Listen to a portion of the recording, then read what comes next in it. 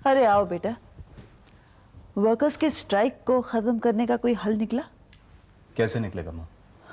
सुबह से शाम तक फाइनेंसर्स को जवाब देने और उनके आगे गिड़गिड़ाने में बिजी था। ये प्रतीक ने तो मामला इतना बिगाड़ दिया है कि हल निकलना मुश्किल हो गया। बेटा, इसका कोई तो अंत होगा। हाँ, और अगर जल्दी इसका कोई हल नहीं निकला ना माँ, तो उसका अंत होगा बर्बादी। और रास्ता सिर्फ एक ही है। वो क्या? इस घर को गिरवी रखना पड़ेगा। क्या? तुम्हारा दिमाग तो नहीं खराब हो गया? मैं पागल नहीं हुआ माँ, मेरा दिमाग बिल्कुल ठीक है, लेकिन इसके सिवा हमारे पास और कोई चारा नहीं है और आपको फैसला लेना ही पड़ेगा। नहीं बेटा, मैं इतना बड़ा फैसला तुम्हारे बाबूजी से पूछे बिना नहीं ले सकते। उनसे पूछकर क्या होगा माँ? वो अपनी जिद पर अड़ जाएंगे। फैसला आप ही को करना पड़ेगा।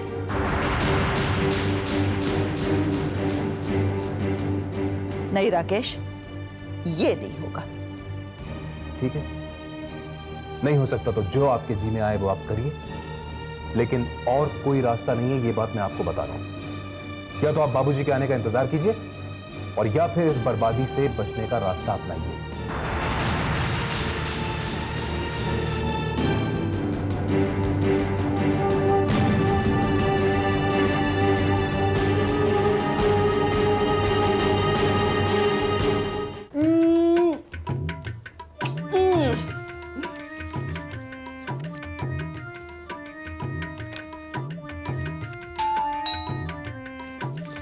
अरे गुड्डो, अरे मरी देख तो दरवाजे पे घंटी कौन बजावत है? अरे नीतू, जरा देख तो कौन है। मैं क्यों जाऊं? मैं तो तुमसे छोटी हूँ। अरे अरे मरियो, जरा देखो तो सही दरवाजे पे घंटी कौन बजावत है? अम्मा, गुड्डी को बोलो। मैं पता है ऋतिक रोशन की फोटो काट रही हूँ। अरे तो मैं कल से फ्री बैठी हूँ। अरे रे, हमका तो ई नहीं समझ में आवत कि इस घर में कौन जरूरी है, हम के वो सुसरा ऋतिक। चुप। दुर्गा। हाय हाय, ये तो बड़के भैया की आवाज रही। बहू, अरे बहू।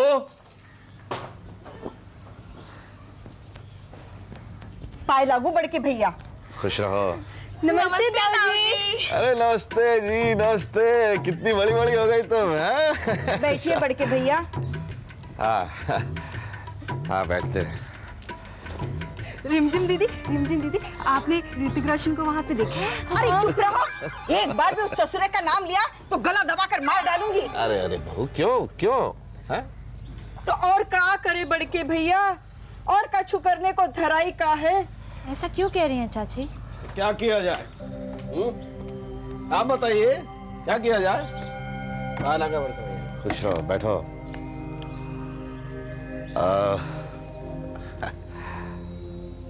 बहू, कुछ चाय पानी गुड़? बड़के भैया, अगर आप प्रेम मोहब्बत से अपने छुटके भैया के घर आए होते तो आपको चाय गुड़ नहीं, दूध बादाम पिलाया जाता। पर नहीं, आप तो अपने दुश्मन के घर आए हैं। ऐसी बात नहीं है दुर्गा, प्यार तो मैं तुमसे अब भी बहुत करता हूं, इसीलिए बस तुम्हें जरा समझाने चला है। गुड्डू, ताऊ जी के लिए गुड़ पानी लिया। का समझाने आए बड़के भैया? यही कि जमीन छोड़ दो, इतने सालों की मेहनत भूल जाओ, सड़क पर आ जाओ, भूखों मर जाओ। नहीं, रहने दे, अब प्यास नहीं है बेटा। पी लीजिए बड़के भैया, जहर नहीं है उसमें। वैसे दुर्गा, तुम जानते हो कि वो जमीन जो है सिर्फ हमारी नहीं है। इसी बात का तो और मलाल है बड़के भैया। अरे हम कहते हैं जब जमीन अपनी है ही नहीं सारी, तो फिर तकलीफ किस बात की? चाचा जी, इस जमीन से हमारे बाबा का नाम जुड़ा है। तो इनकार किया है हमने। बिटिया, पर वो तो गुजर गए, पर हम तो जिंदा है ना। बहू, देखिए बड़के भैया, आपके गुस्सा होने से हम चुप ना ही रहेंगे। अरे जमीन ही नहीं रहेगी तो इन मासूमों का क्या होगा? पूरी जिंदगी कुंवारी बैठी रहेगी। अम्मा अरे चुप करो कलमुइयों, मरो अंदर जाकर। चाची इन पर गुस्सा क्यों उतार रही हैं? तो आप पे गुस्सा उतारा जाए क्या मुनिया? हैं? देखिए बड़के भैया, हम आपसे कह रहे हैं, क्या नाम से, आप सीधी तरह से यहाँ से चले जाइए, नहीं तो आपको मुकदमा हार कर अपना मुंह काला करवा के यहाँ से जाना पड़ेगा। चाचा जी, बाबूजी आपके बड़े भाई हैं, इनसे तमीज से बात करिए। चुप! अब तू तमीज सिखाएगी हमें? चल जा यहाँ से। दूसरों के घर पर पल रही है, तुझसे क्या मुंह लगे हम? बस बस दुर्गा, बस अब बहुत हो गया। ये रिमझिम हमारी बेटी है, अपने घर में आई है ये।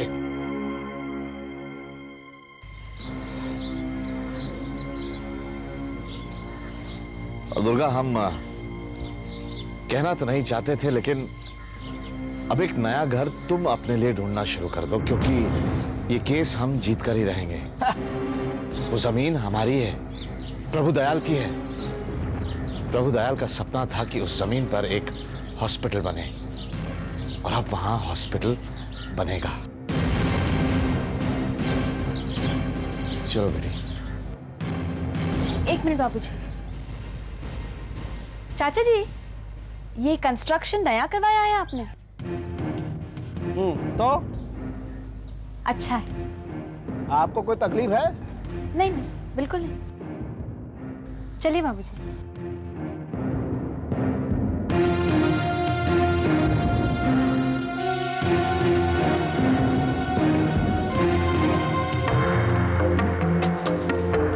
ये लीजिए पेशकार जी, जितने महीने की तारीख बढ़वानी है उतने 1000 रुपये हैं।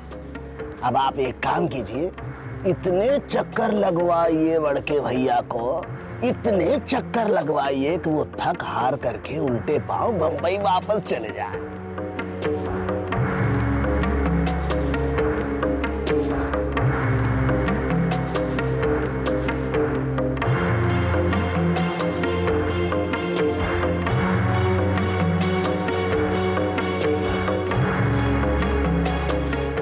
कावेरी, सच कह रहा हूं, मैं बिजी था इसलिए मैंने फोन नहीं किया। मानो मेरी बात। You won't believe it, Kaveri. ये केस लड़ने का फैसला जो मैंने लिया है वो मेरी जिंदगी का सबसे सही फैसला है। You don't know how confident I feel। देखो कावेरी, जैसे ही मुझे वक्त मिलेगा मैं हेलो हेलो इलाहाबाद की प्यारी सी सुबह की खुशबूदार चाय हाजिर है। थैंक यू रिमझिम। क्या बात है प्रतीक भैया? कावेरी का फोन था। अरे वाह, क्या कहा उन्होंने? कुछ नहीं, वो नाराज है मुझसे। क्यों? मैंने उसे फोन नहीं किया इसलिए। तब तो नाराज होंगी ही ना, हक बनता है उनका। आप फोन नहीं करेंगे तो मनाना चाहिए था उनको। कैसे मनाता? कुछ कहूं इससे पहले फोन रख दिया उसने। बहुत नाराज है। तो एक काम करिए, चाय पी लीजिए, उसके बाद फोन करके माफी मांग लीजिएगा। मगर रिमझिम, मैंने ऐसा अगर कुछ... मगर कुछ नहीं, माफी पहले मांगेंगे आप। ओके, मांग लूंगा। अच्छा भैया, केस में कोई प्रोग्रेस हुई? कोशिश जारी है, वर्किंग वेरी हार्ड है। भैया पता है, कल उन लोगों ने बाबूजी से बहुत बदतमीजी से बात की। जानता हूं रिमझिम, मैं इसका जवाब दूंगा, मुंह तोड़ जवाब दूंगा। अरे हाँ, हम नहीं जानते कि ये बात आपके काम आएगी या नहीं आएगी, लेकिन कल हम लोगों ने एक चीज देखी। उन्होंने अपने घर को थोड़ा ज्यादा कंस्ट्रक्शन करवाया ऊपर की तरफ। कंस्ट्रक्शन? Illegal construction? अब लीगली होगा, क्योंकि जहां तक हम जानते हैं उस एरिया में घर बढ़ाना अलाउड नहीं है। रिमझिम, रिमझिम, तुम नहीं जानती, जाने अनजाने में तुमने मेरी बहुत बड़ी मदद की है। Thank you. Thank you, very good. लेकिन पहले फोन करेंगे आप भाभी को। ओके, फोन करूंगा।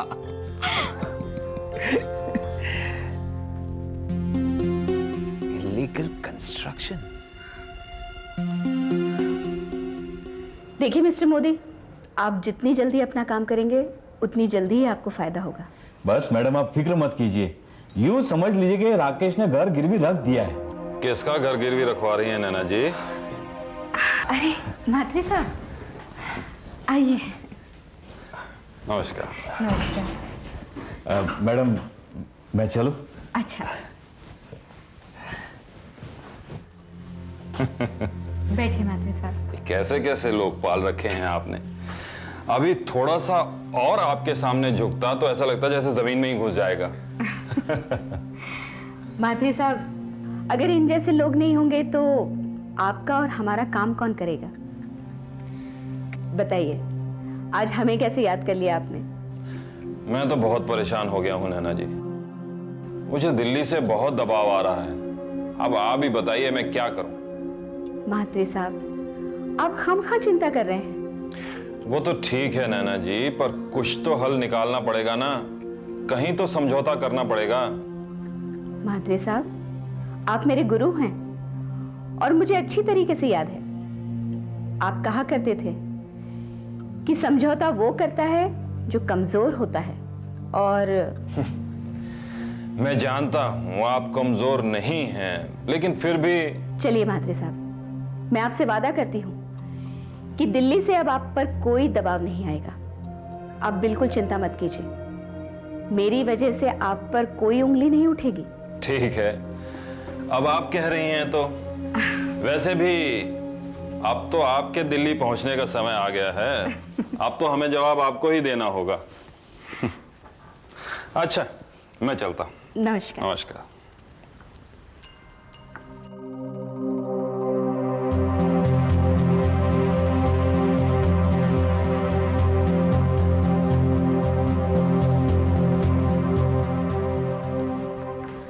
सॉरी मैडम, मैं पूछने के लिए रुक गया था कि।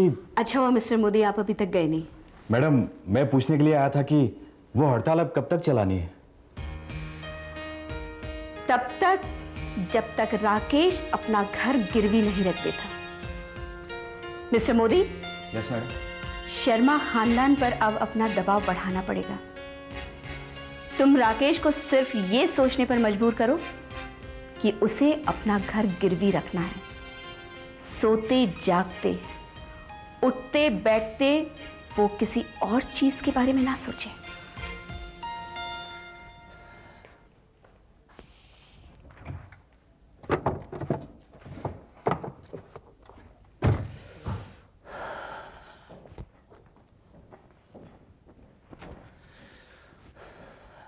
कभी भी कोई भी चीज मुझे सही जगह पे नहीं मिलती।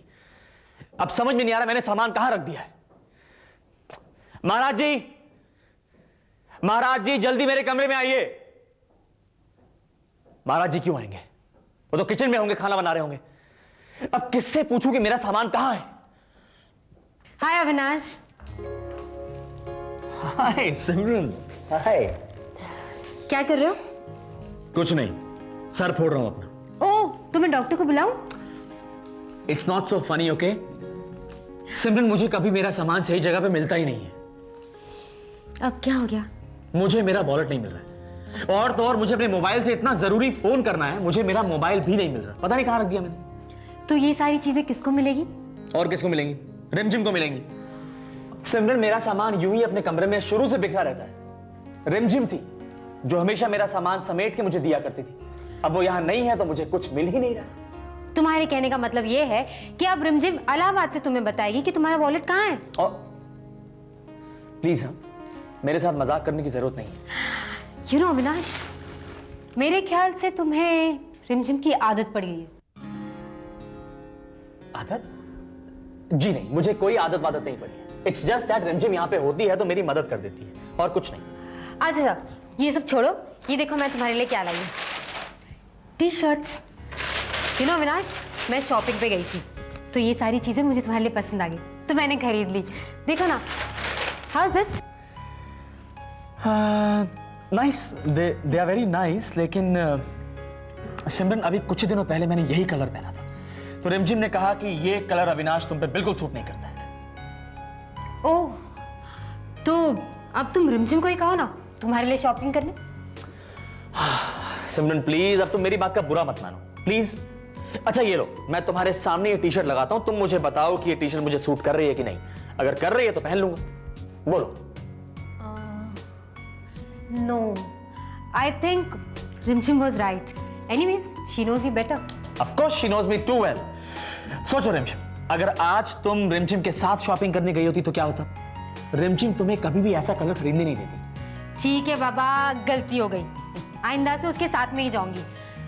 अविनाश, बाय एनी चांस क्या तुम रिमझिम को मिस कर रहे हो? नहीं, क्योंकि मैं तो उसको मिस कर रही थी।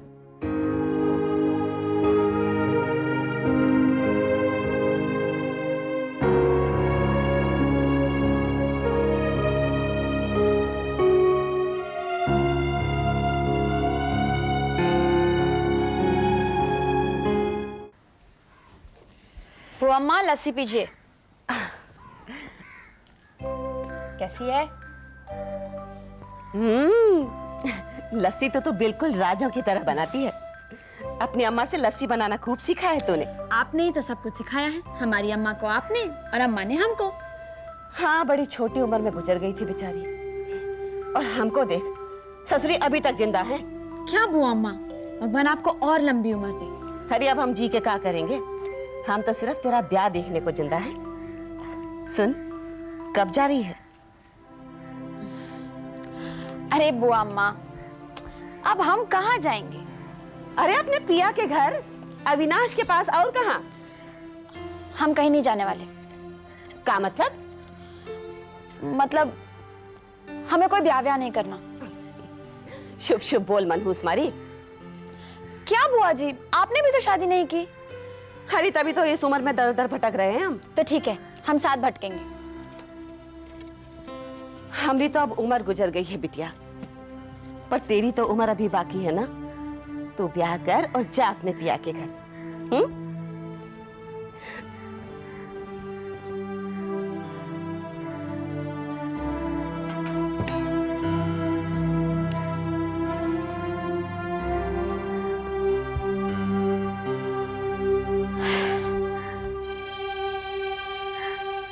जी, तो तुमने हमसे झूठ बोला था बेटी? इसीलिए जिद करके यहां चले आई हमारे साथ। अपने बाबूजी पर यकीन नहीं था तुम्हें कि बेटी बनाकर जिंदगी भर साथ रख सकते हैं? बाबूजी। बस बात मत कर हमसे। तूने छलाया हमें।